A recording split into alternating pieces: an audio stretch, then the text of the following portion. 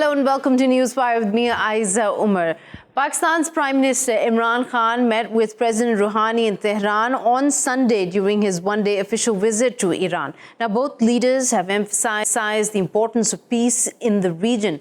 Prime Minister Imran Khan says he wants to correct misunderstandings between Saudi Arabia and Iran. Let's take a listen to a little bit of what he said. Iran is our neighbor.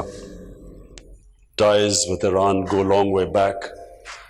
Saudi Arabia has been one of our closest friends. Saudi Arabia has helped us when we have needed, when we have been in need. And so the reason for this trip, that we do not want a conflict between Saudi Arabia and Iran. We recognize that it's a complex issue. We recognize that. But we feel that this can be resolved through dialogue. To get further insight into what this development could mean when it comes to tensions between Saudi Arabia and Iran, I'd like to welcome our guests who will be speaking to us today. We have with us Ms. Atefah Toghyani, who is an assistant professor at the University of Tehran, joining us from Tehran. And also we have with us Dr. Abdulaziz AlGhashian, a political analyst from the Essex University. Research in Saudi foreign policy is your expertise. Thank you so much to both of you for coming out and taking out the time to speak to us. I want to start with you, Ms. Atefah Toghyani. If we are to look into this from a point of view that Pakistan, this is not its first visit to Iran, especially in context to addressing the kind of tensions that Iran and Saudi Arabia face. But in your opinion, how do you take this? Could this possibly be an icebreaker between these two?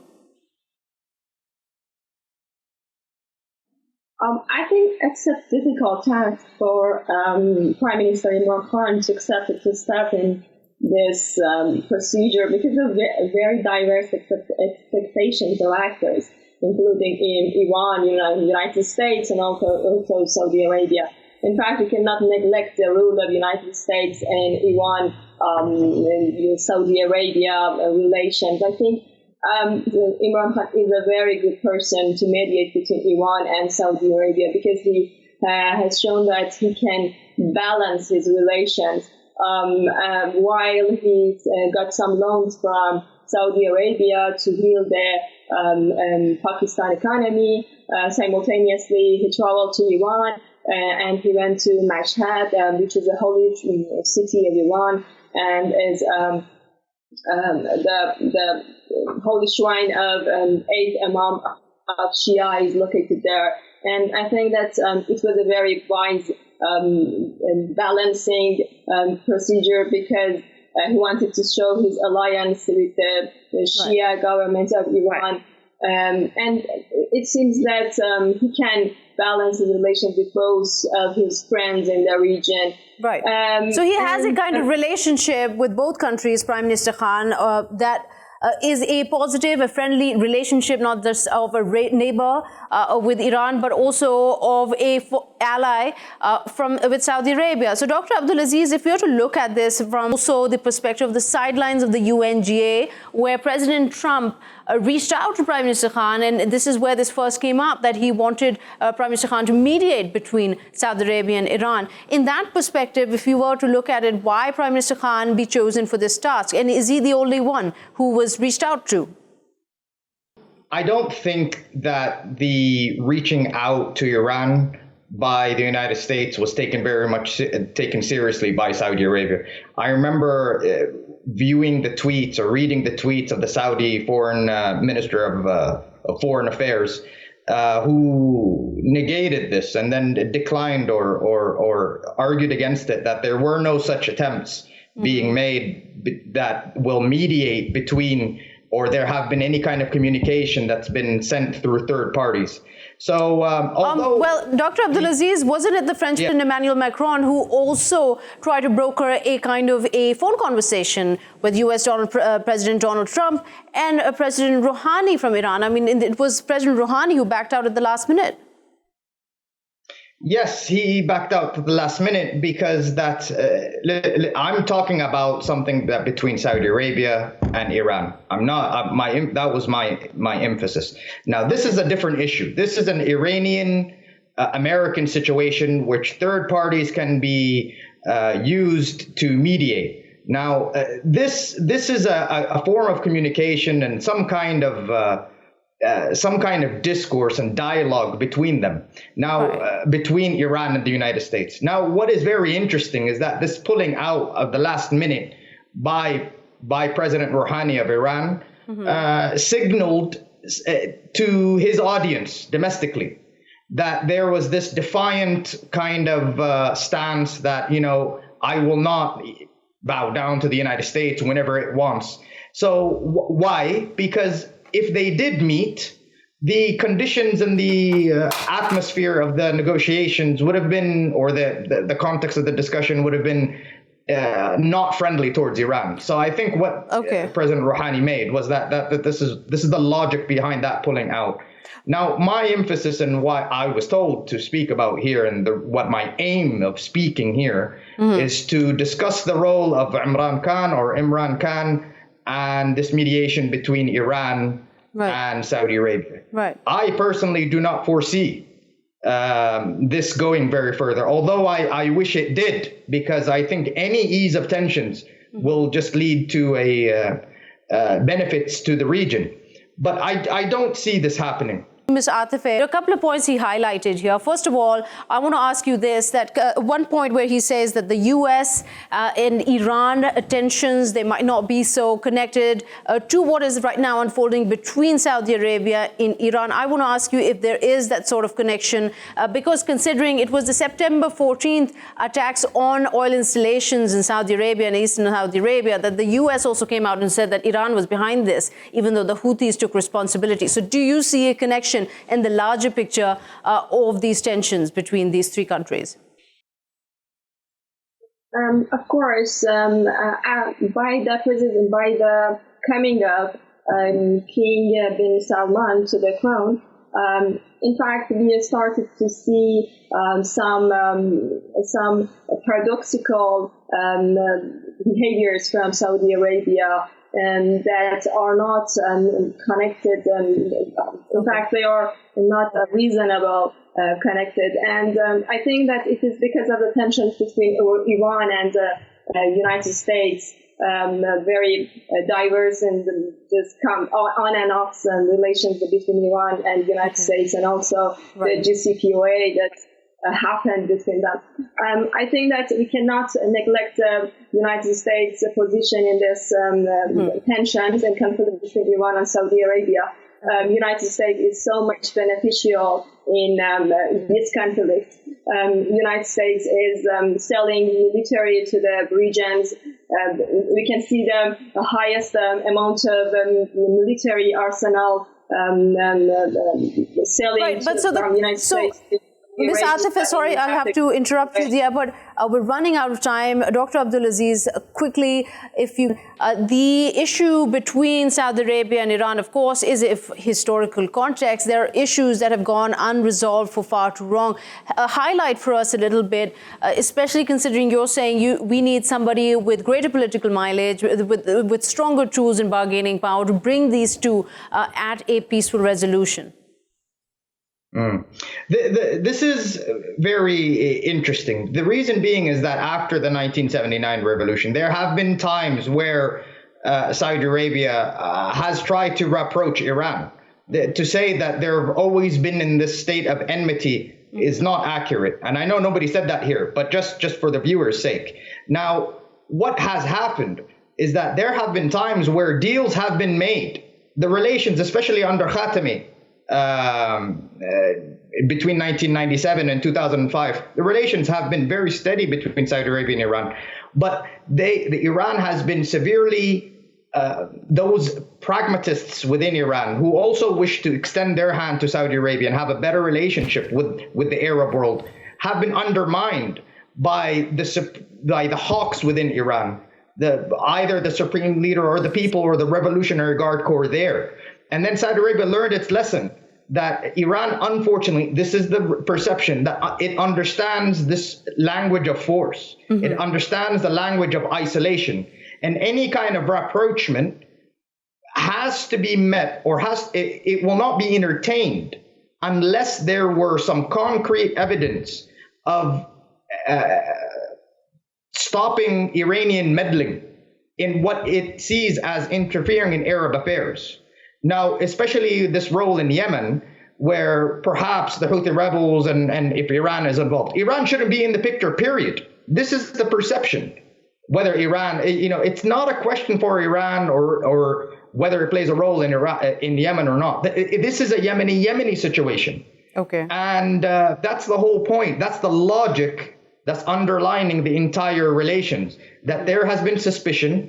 There were attempts to try to ignore the suspicion for a little bit and try to rapproch between them, yet the relations have been severely undermined. Thank you so much, Dr. Abdulaziz AlGhashian. He was joining us from Essex, UK. Coming back to you, Ms. Atefah Toghyani, when we look at it in terms of, as Dr. Abdulaziz also pointed out, the role of proxy wars and how this is being taken between the two as a interference in the other country's internal affairs. When these are the kind of issues, is there any possibility that a mediation from Prime Minister Imran Khan could at least break the ice with these two?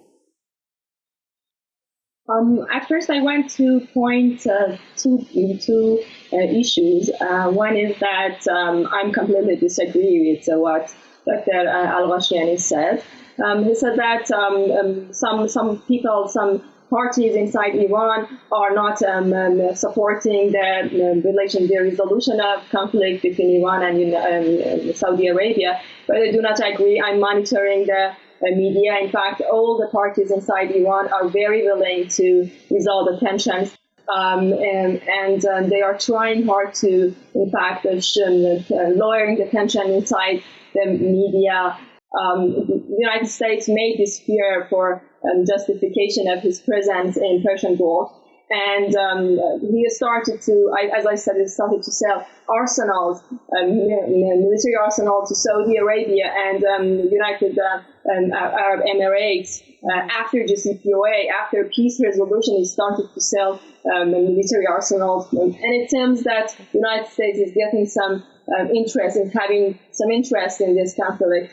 So making fear of Iran in the region is just a very good justification for every action in the Middle East and in the Persian Gulf for the United States. Okay, Ms. Atefah Toghyani, thank you much for your opinion there. Let me also welcome another voice adding to this conversation, Mr. Kamel Hawaash, a Middle East expert joining us from London. Welcome, Mr. Hawaash, to Newswire. We're talking about here the kind of unresolvable issues so far between Saudi Arabia and Iran, and the mediation that Pakistan's Prime Minister Imran Khan is ready to provide. These issues highlight for us a little bit how these can be approached in order to get these tensions to go down. Well, I think, first of all, it is really unfortunate that dialogue between the Gulf states who have a problem with Iran and Iran itself hasn't taken place earlier. That is really the root of the problem, is that the sort of lack of trust, the lack of any direct talks between them has led to tensions rising and to actions that have endangered, for example, the shipping of oil out of the Gulf. But also, yes, there are genuine concerns that Arab states have about Iran's influence around the Middle East, which again, rather than if you like, trying to build coalitions to deal with the problem after it happens, should have been dealt with by engaging very closely with Iran. I mean, even Donald Trump is now keen to find a way of effectively sitting down with President Rouhani to discuss the problems that America has with Iran. But that has been the tactic of President Trump always. He wants to walk away every time there is a deal about to be made. But in this situation, now we're seeing the Russian President Putin visiting Saudi Arabia today. His conversation is going to not just include oil contracts over oil, but also the security situation in the Middle East. Do you feel like right now all the stakeholders are finally ready to have a conversation? It really depends on who mediates.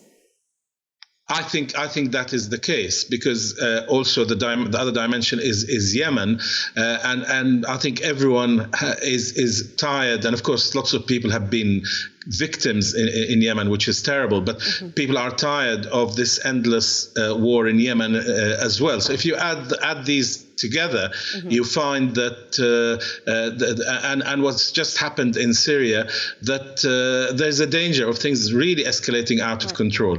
I don't think the Saudis want it. I don't think the Iranians want it, and certainly those other states, the other stakeholders like America, and indeed, as you mentioned, Russia through Putin, they don't want that either. But unless there is a sitting down around the table that brings these different parties together, then anything could happen to trigger a conflict. I mean, only recently an attack happened on an Iranian tanker. So it's really very, very important. And I think I agree with you that the time is now because everyone wants to avoid an outbreak of war, effectively. And President Trump, on the sidelines of the United Nations General Assembly, spoke to Prime Minister Khan there, asking him to mediate. And it wasn't an isolated incident, this trip to Iran itself. Prime Minister Khan has attempted, even on the way to the UNGA, he stopped in Riyadh, and earlier this year has 3 different meetings with President Rouhani. So, I mean, the question really I'm trying to get your opinion on is this a particular reason why Prime Minister Imran Khan at this point has been asked to mediate? Well, I mean, Pakistan is friendly with both nations. It receives a lot of aid and support from Saudi Arabia in particular. And of course, Iran is on its doorstep. So it is very much in Pakistan's interest for there to be stability in the region, as well as all other countries. But perhaps at the moment, Pakistan is in a almost unique position where it has very good relations with both sides that could give Imran Khan the ability to mediate, and that's what he's trying to do now. Whether he is successful in that will depend. So this is what it seems Prime Minister Imran trying to do, trying to bank on his good relations with both countries. Thank you so much, Mr. Kamel Hawaash, joining us there from London. With this, we'll take a quick short break. We'll be back with more stories. Stay with us.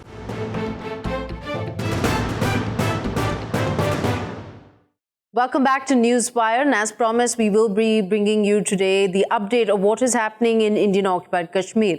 The Indian government has finally announced that they're restoring all mobile phone services. In fact, today is expected that they will all be restored in Indian-occupied Kashmir. Now, this will cover all 10 districts of the Kashmir province. Now, according to Rohit Kanzai, the Principal Secretary of Jammu and Kashmir.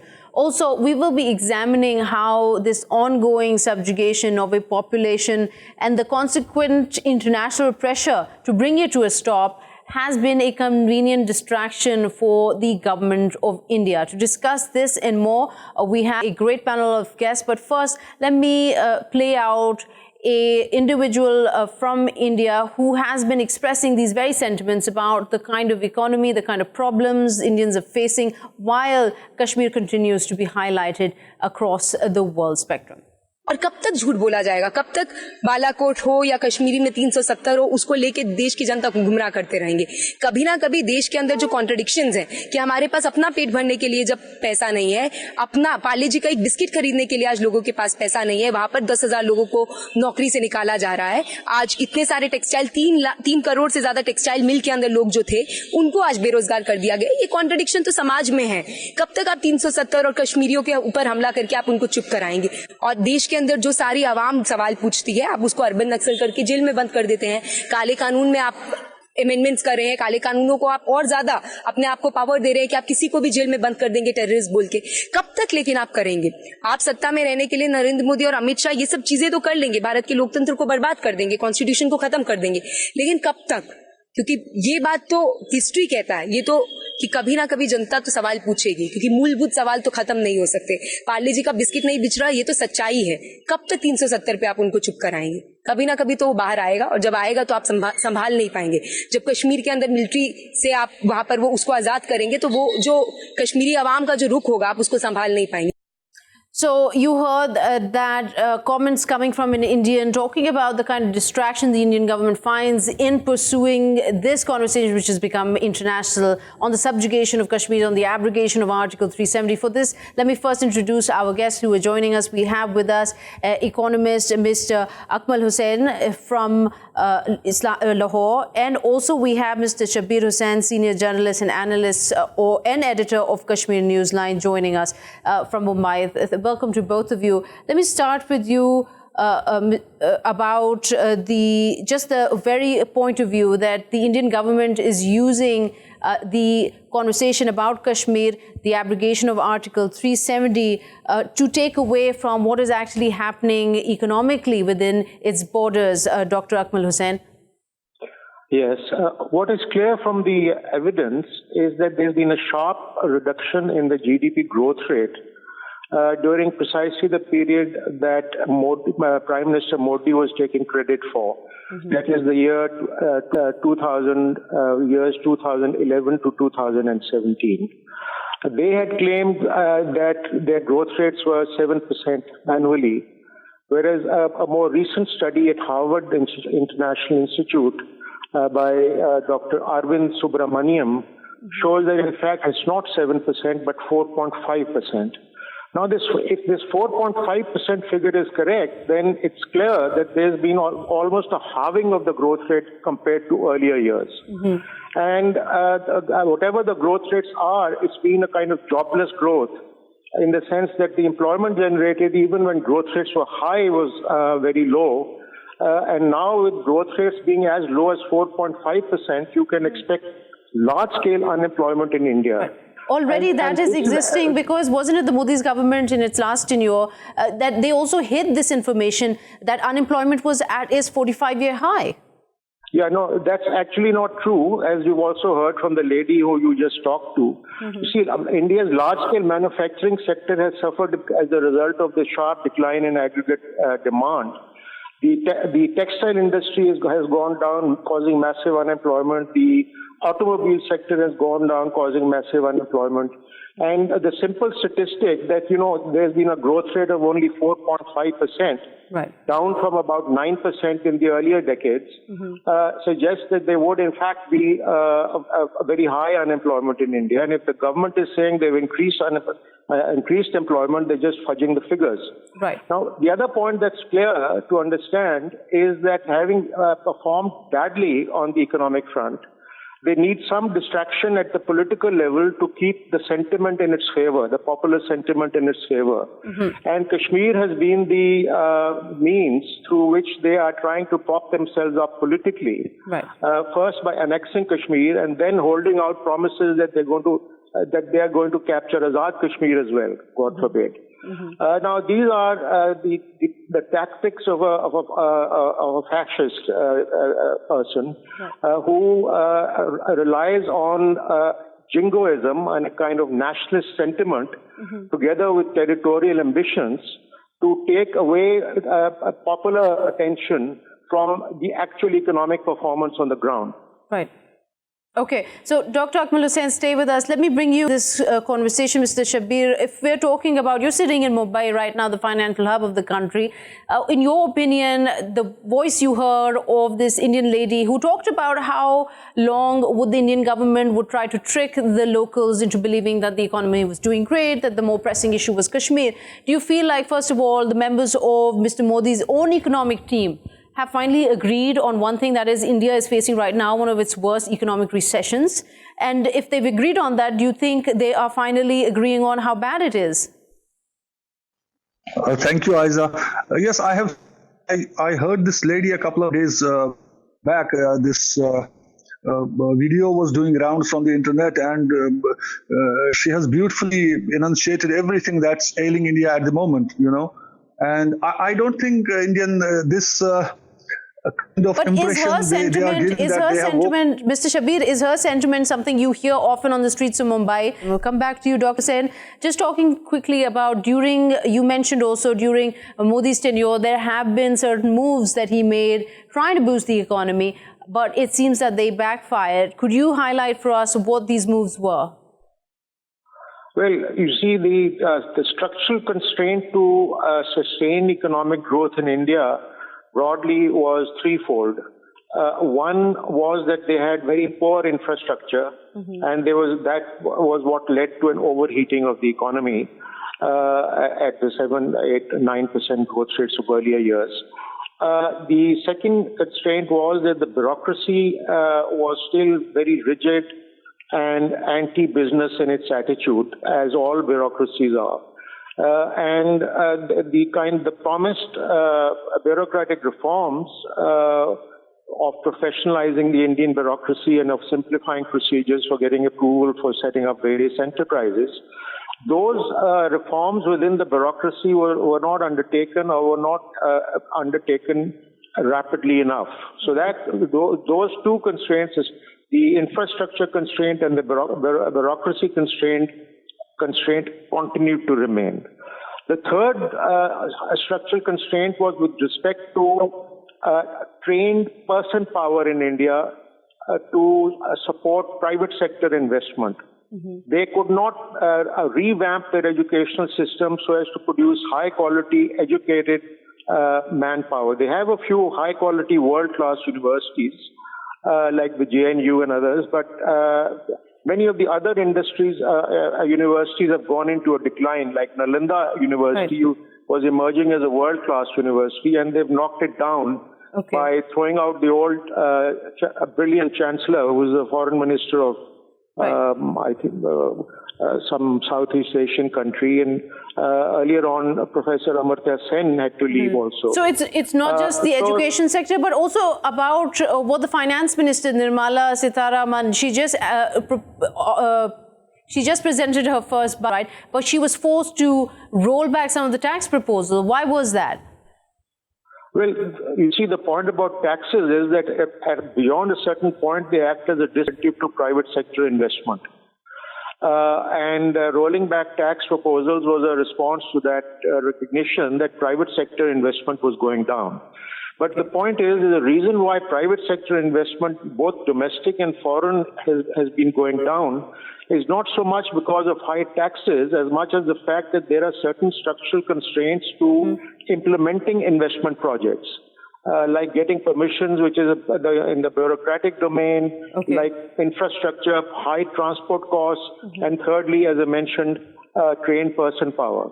So, Dr. Hussain, is it correct when analysts are assessing right now the situation and saying that the kind of moves that the BJP-led government is right now making in order to fix the Indian economy is actually working against its favor? It is discouraging foreign investment, which is badly needed at this point.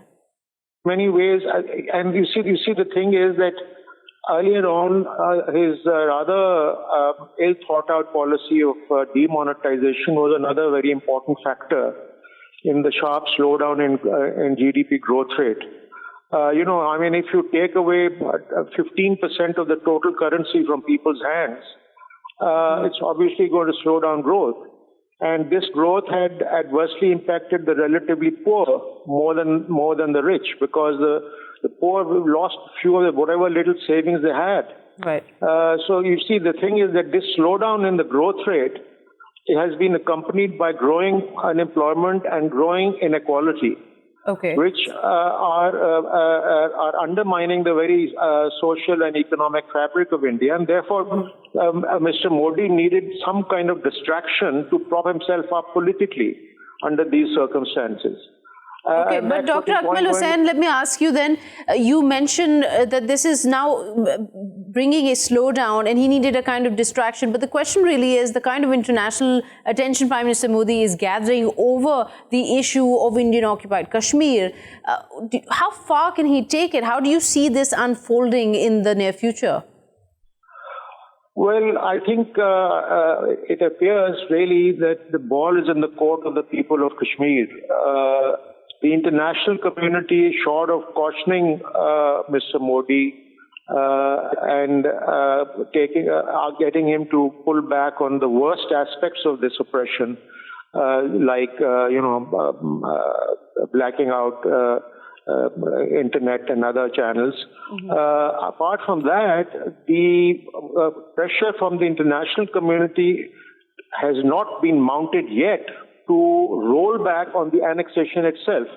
I think he has successfully presented that annexation of occupied Kashmir as a fait accompli to the international community.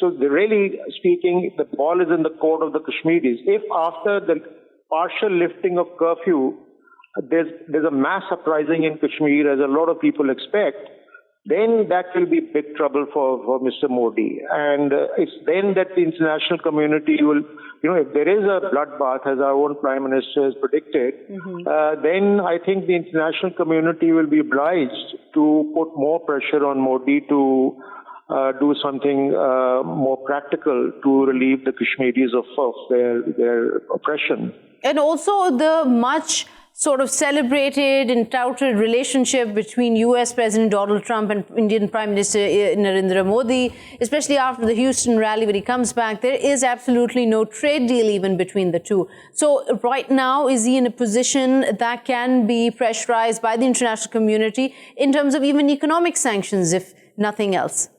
Well, you see, the thing is that the Indian growth rate may have declined sharply, unemployment may have increased, but at the end of the day, the fact is that the size of the economy remains huge. And that sheer size of the economy and its potential attraction as a market for global exports continues. But at the same time, haven't their imports with China actually doubled since 2014 while the exports have barely moved?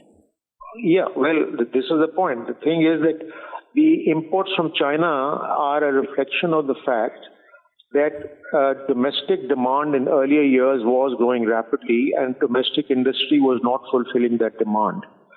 But now things have changed. As the aggregate demand, the growth of aggregate demand slows down, you'll find that import expenditures will also contract, particularly from China, which is exporting consumer goods. If you look at India itself, look at the fate of the consumer durable industry. I mean, the automobile industry is virtually closing down. Large parts of the automobile industry are closing down. Right. Millions of jobs have been lost. Thank you, Dr. Akmal Hussain, joining us, as well as Mr. Shabir Hussain from Mumbai, giving us an idea of what kind of crisis is unfolding inside India that might have an explanation there for the kind of subjugation the BJP-led government continues in Indian-occupied Kashmir. And with that, we'll take a quick short break. Don't go away. We'll be right back.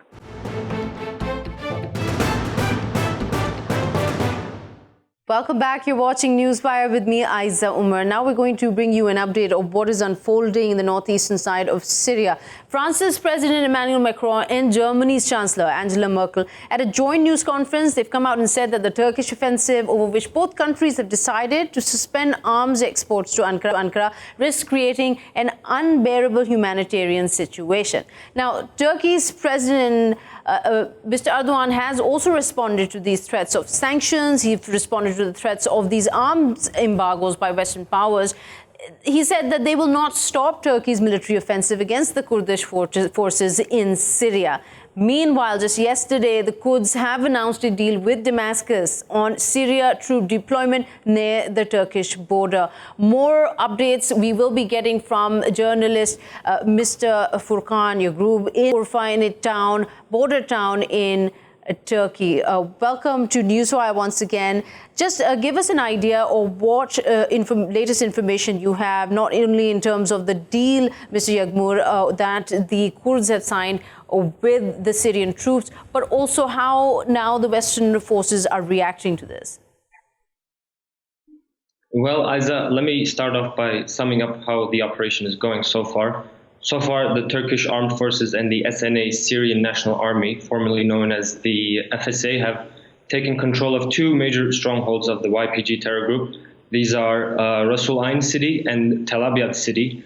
But while doing this, 550 YPG terrorists have been neutralized. However, 18 civilians on the Turkish side were killed by mortar attacks fired in from Syria. There were over 600 mortar attacks coming in, and as you've mentioned, there has been harsh criticism from the West, but this doesn't seem to be stopping the Turkish offensive in any way at the moment. The Turkish government seems to be very consistent and in what they're doing, and they seem to be continuing so far. And how does the dynamic of this invasion or this offensive by Turkey change now that there is a deal between the Kurds and the Syrian troops? Well, let's put it this way. This deal so far does not really mean anything because Russia has yet not commented on this. The Syrian regime without Russia absolutely does not have the power to fight off Turkey or even the SNA for that matter. You know, they can't even fight off the Syrian National Army without the backing of the Russians. So I think we're going to have to wait and see what the Russians are going to say. And we've seen this happen in the previous operation Turkey launched, Operation Olive Branch into Afrin. The Kurds, as you call them, I prefer YPG because this YPG terrorists absolutely do not represent the Kurds. However, the Syrian regime wanted to send troops into Afrin when the Afrin offensive, the Operation Olive Branch was happening, and the Turkish army, without any hesitation, bombed them, and they had stopped trying to go into Afrin. So I think we're going to have to wait and see what happens. Is there also a risk, as you mentioned, that we are still to see what Russia has to say, what kind of role it's going to play right now with this current deal with Damascus, it not having the kind of troop deployment that could take on a country like Turkey? But do we have a sense of how France might be reacting to this new dynamics? So far, the West, France, Germany, and other European countries have just been, verbally saying they're against the operation. They've stopped selling arms, Germany and France, to Turkey. But in terms of, halting the operation or taking action to halt this operation, they're not even capable of doing that. And they do have troops on the ground right now. Have they made any kind of move of withdrawing their troops? Like President Trump has recently said to the press that, aren't we glad we're out of this now and we're not got anything to do with what is happening in northeast Syria? Yes, they do have troops right now on the ground, but these troops are, at the moment, they're still there. They haven't backed out, but also they have not done anything either to, put an halt to this offensive or stay against it. So we need to wait and see what happens. But I do not think that these French or other troops will be moving. However, I also do not think that they will be, stuck in between the battle with the Turks and the YPG. And the Turkish forces, the announcement also came that they will not go beyond 30 to 35 kilometers within the northeastern Syria area. Give us an idea how it is being seen over there. You're in the border town of Turkey, how this is going to unfold in the next few days with hundreds of thousands already fleeing this region. Well, yes, let's put it this way. So far, Turkey has moved into about 30 kilometers deep, and Turkey always has been saying that it wants to create a safe zone, which is 30 to 35 kilometers deep in northern Syria. Mm-hmm. And let's not forget that the reason Turkey wants to do this is because they want to free these areas of these YPG elements, and they want to bring back in, first of all, the Syrian refugees in Turkey. There's 3.6 million Syrian refugees in Turkey. Turkey wants to bring these civilians back into this safe zone on the border with Turkey and Syria they're about to create. And there are also IDPs all over Syria who at the moment have absolutely nowhere to go. So I believe this safe zone will also be an option for them as well. So we're going to have to wait and see. All right. Okay, Mr. Furkan, thank you for joining us there from the border town of Turkey, Urfa. He was giving us an update on how this Turkish offensive has progressed and what are the latest updates. We have run out of time here for the show. We will be seeing you tomorrow with new stories from Newswire. Till then, from myself and the team, goodbye.